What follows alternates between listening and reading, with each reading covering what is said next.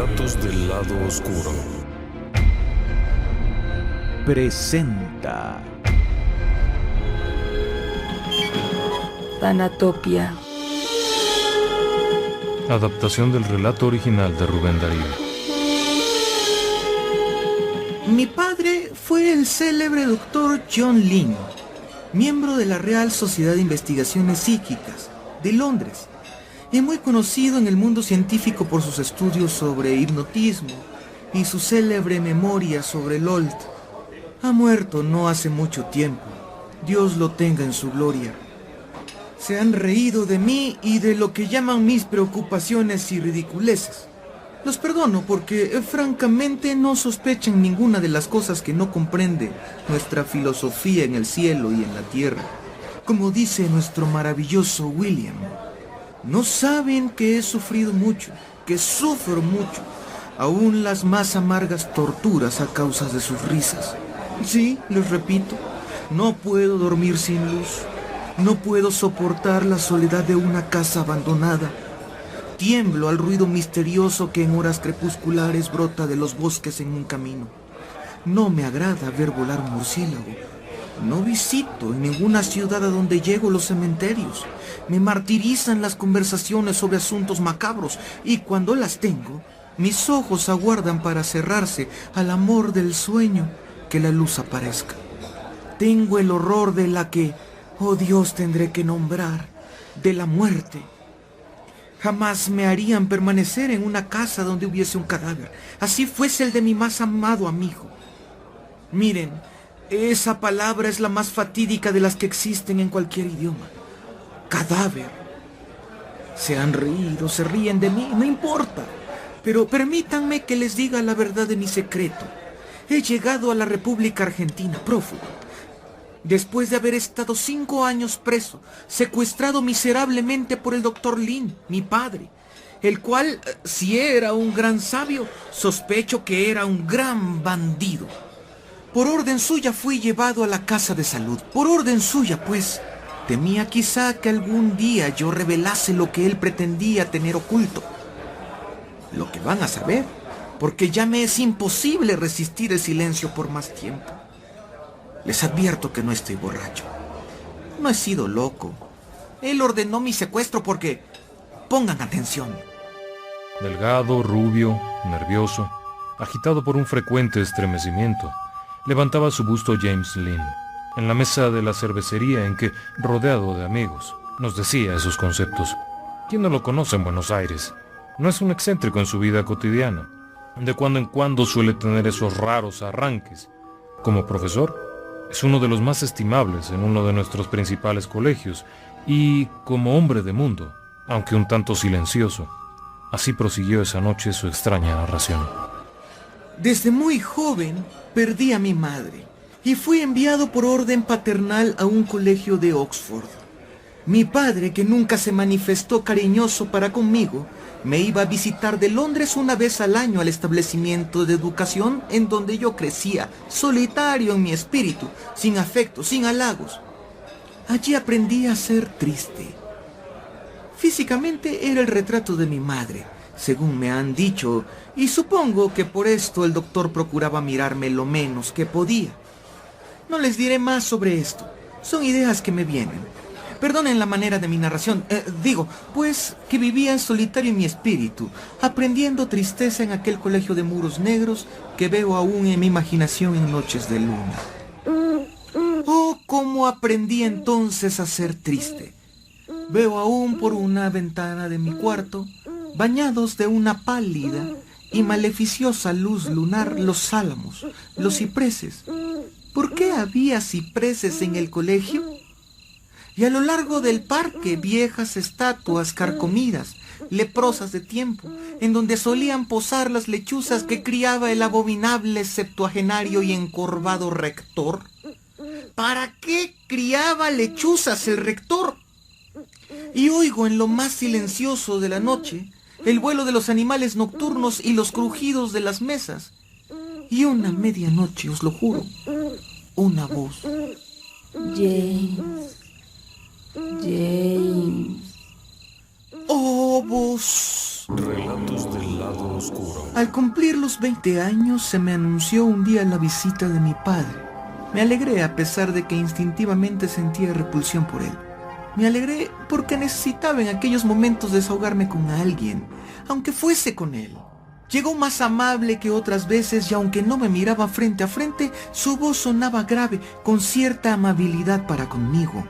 Yo le manifesté que deseaba por fin volver a Londres, que había concluido mis estudios, que si permanecía más tiempo en aquella casa me moriría de tristeza. Su voz resonó grave, con cierta amabilidad para conmigo. He pensado cabalmente, James, llevarte hoy mismo.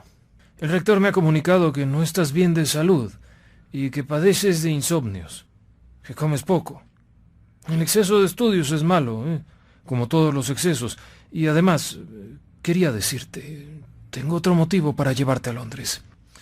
A mi edad necesitaba un apoyo y lo he buscado.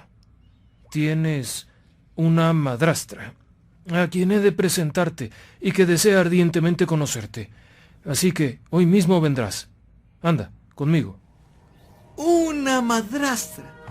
Y de pronto se me vino a la memoria mi dulce, blanca y rubia madrecita, que de niño me amó tanto, me mimó tanto, abandonada casi por mi padre, que se pasaba noches y días en su horrible laboratorio, mientras aquella pobre y delicada flor se consumía. Una madrastra. ¿Iría yo, pues, a soportar la tiranía de la nueva esposa del doctor Lin? Quizá cruel sabionda o una bruja. Perdonen las palabras. A veces no sé ciertamente lo que digo, o quizá lo sé demasiado. No contesté una sola palabra de mi padre, y conforme a su disposición, tomamos el tren que nos condujo a nuestra mansión de Londres. Desde que llegamos, desde que penetré por la gran puerta antigua, a la que seguía una escalera oscura que daba al piso principal, me sorprendí desagradablemente. No había en casa uno solo de los antiguos sirvientes. 4 o 5 viejos enclenques se inclinaban a nuestro paso, mudos. Penetramos al gran salón. Todo estaba cambiado. Los muebles de antes estaban sustituidos por otros de un gusto seco y frío. Tan solamente quedaba en el fondo del salón un gran retrato de mi madre, obra de Dante Gabriel Rossetti, cubierto de un largo velo de crespón. Mi padre me condujo a mis habitaciones, que no quedaban lejos de su laboratorio. Pues llegamos, hijo. Que tengas una buena tarde. ¿Y mi madrastra? La verás luego. Seguro que la verás, James, mi hijito James. Adiós. Te digo que la verás luego, sí. Relatos del lado oscuro. ¿Por qué no me llevaron con ustedes? Y tú, madrecita mía, mi dulce Lily, ¿por qué no me llevaste contigo en aquellos instantes? Hubiera preferido ser tragado por un abismo, o pulverizado por una roca, o reducido a ceniza por la llama de un relámpago.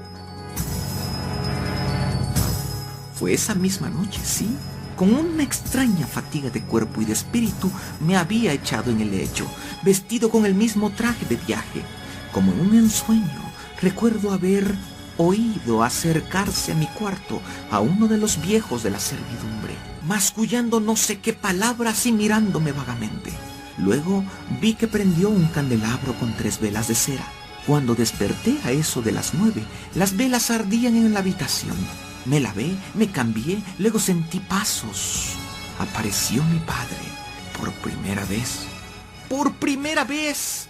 Vi sus ojos clavados en los míos. Unos indescriptibles ojos, se los aseguro. Unos ojos como no han visto jamás, ni verán jamás. Unos ojos con una retina casi roja, como ojos de conejo.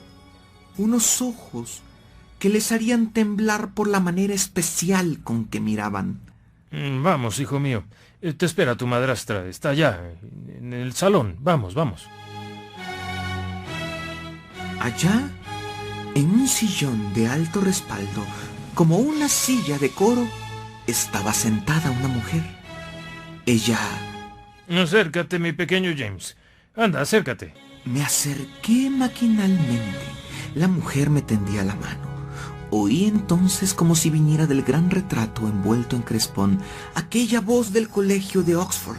pero muy triste, mucho más triste. James. Tendí la mano. El contacto de aquella mano me horrorizó. Sentí hielo en mis huesos. Aquella mano rígida, fría, y la mujer no me miraba. Balbuceé un saludo, un cumplido. Esposa mía, aquí tienes a tu hijastro, a nuestro muy amado James. Mírale, aquí le tienes. Ya es tu hijo también. Y mi madrastra me miró. Mis mandíbulas se afianzaron una contra otra. Me poseyó el espanto. Aquellos ojos no tenían brillo alguno. Una idea comenzó enloquecedora, horrible, a aparecer clara en mi cerebro. De pronto, un olor. Ese olor, madre mía, Dios mío, ese olor. No se los quiero decir, aún me eriza los cabellos. Y luego brotó de aquellos labios blancos, de aquella mujer pálida. Una voz como si saliese de un cántaro o de un subterráneo. James, nuestro querido James, hijito mío, acércate.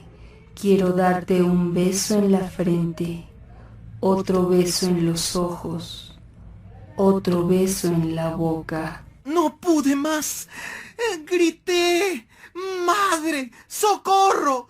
¡Ángeles de Dios, socorro! ¡Potestades celestes, todas, socorro! Quiero partir de aquí pronto, que me saquen de aquí. Cálmate, James. Cálmate, hijo mío. Silencio, hijo mío. ¡No! Los viejos de la servidumbre intentaron detenerme.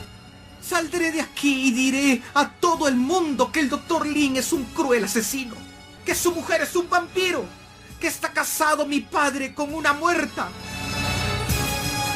Thanatopia, Rubén Darío.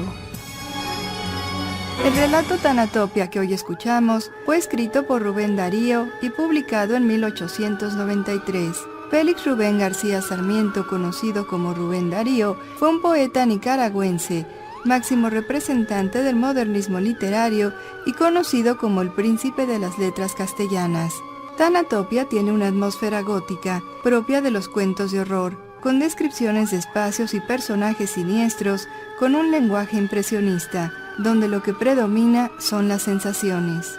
El colegio de Oxford, con su pálida y maléfica luz lunar, y sus cipreses están relacionados con la extraña afición del rector por criar lechuzas.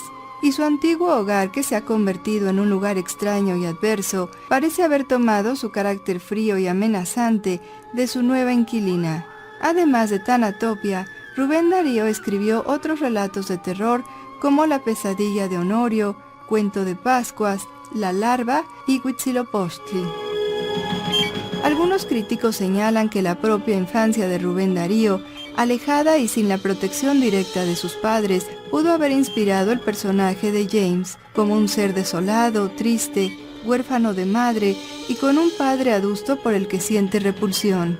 La relación de Rubén Darío con el ámbito del miedo no parte de su imaginación literaria, sino de experiencias personales. En su autobiografía, Rubén Darío describe su infancia de la siguiente manera: la casa era para mí temerosa por las noches. Anidaban lechuzas en los aleros. Me contaban cuentos de ánimas en pena y aparecidos. Los dos únicos sirvientes, la Serapia y el indio Goyo.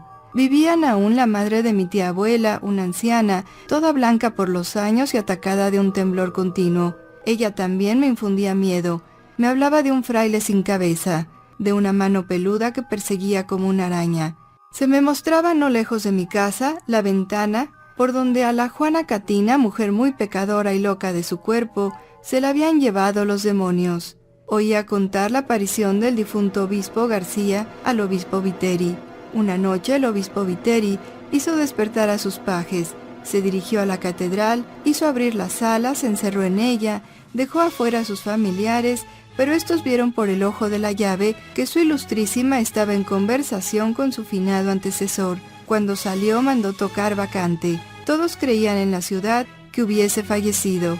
La sorpresa que hubo al otro día fue que el documento perdido se había encontrado, y así se me nutría el espíritu, con otras cuantas tradiciones y consejas y sucesos semejantes. De allí el horror a las tinieblas nocturnas y el tormento de ciertas pesadillas inenarrables. Rubén Darío daba mucha importancia al mundo onírico, pues tuvo sueños que le impresionaron bastante, como él mismo lo expresó. En esta época aparecieron en mí fenómenos posiblemente congestivos. Cuando se me había llevado a la cama, despertaba y volvía a dormirme. Alrededor del lecho 1000 círculos coloreados y concéntricos, caleidoscópicos, enlazados y con movimientos centrífugos y centrípetos, como los que forma la linterna mágica, creaban una visión extraña y para mí dolorosa. El central punto rojo se hundía hasta incalculables y únicas distancias, y volvía a acercarse, y su ir y venir era para mí como un martirio inexplicable, hasta que de repente desaparecía de la decoración de colores, se hundía el punto rojo y se apagaba. El ruido de una seca y para mí saludable explosión. Sentía una gran calma, un gran alivio, el sueño seguía tranquilo. Por las mañanas mi almohada estaba llena de sangre, de una copiosa hemorragia nasal. Pero además de estas experiencias en Buenos Aires, Rubén Darío tuvo relación con círculos ocultistas y espiritistas, incluyendo a sus amigos Leopoldo Lugones y Patricio Piñeiro Sorondo. Los temores y las tendencias hacia el misterio y lo sobrenatural de Rubén Darío forjaron su carácter triste, nervioso y meditabundo, fácilmente impresionable por algunas escenas horribles que presenció en su infancia, tales como la pelea a machete entre dos carreteros que terminó con la amputación de la mano de uno de ellos, así como la religiosidad que le infundió su tía Rita, que terminó en superstición. Él mismo narró cómo desde joven había observado la acción de las fuerzas misteriosas, como cuando en la ciudad de Guatemala tuvo el anuncio psicofísico del fallecimiento de su amigo el diplomático José Castro Fernández, justo en el momento en el que él moría en Panamá. Sin embargo, Rubén Darío renunció a investigar más de lo sobrenatural por miedo a una perturbación cerebral. Darío sentía un intenso miedo a la muerte, al final de la vida y al más allá. Tal vez por eso se apegó a teorías como la transmigración de las almas o la reencarnación.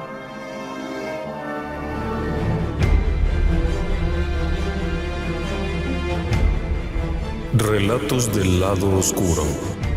Guión y producción, Tania Sabugal.